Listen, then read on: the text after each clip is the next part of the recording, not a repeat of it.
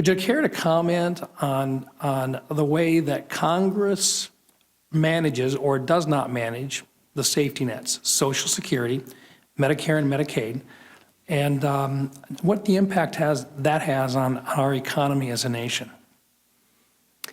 I should start by saying that we try to stay in our lane, which is monetary policy, bank regulation, financial stability, and not we have no supervisory role or really role as a commentator. We don't score bills. There's JCT, there's CBO, there's OMB, and we don't do those jobs.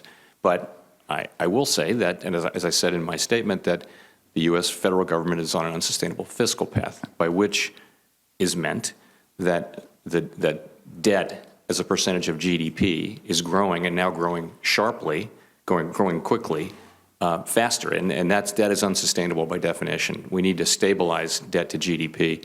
The timing of doing that, the ways of doing it, through revenue, through spending, all of those things are not for the Fed to decide.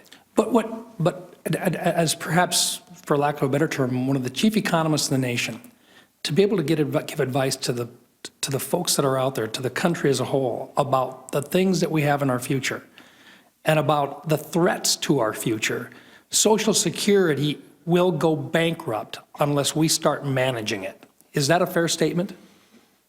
Well, on the current trajectory?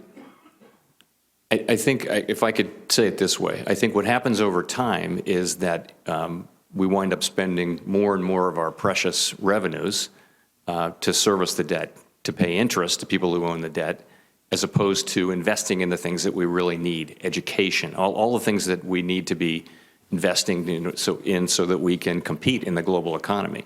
I think if I had, on the spending side, the thing in my personal thinking, again, this is not the Fed's role, but and I think in many people's thinking, the thing that drives our fiscal unsustainability, the single biggest thing, is just healthcare delivery. We deliver healthcare outcomes that are pretty average for a well-off country, but we spend 17% of GDP doing it.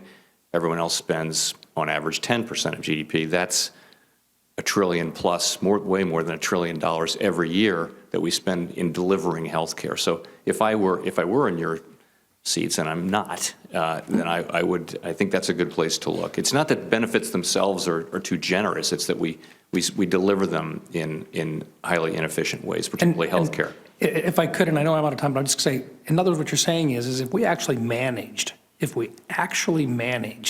the resources that we had, we could probably do a better job than what we do today, where we just simply don't even include it in our regular budget that we vote on a year-to-year basis.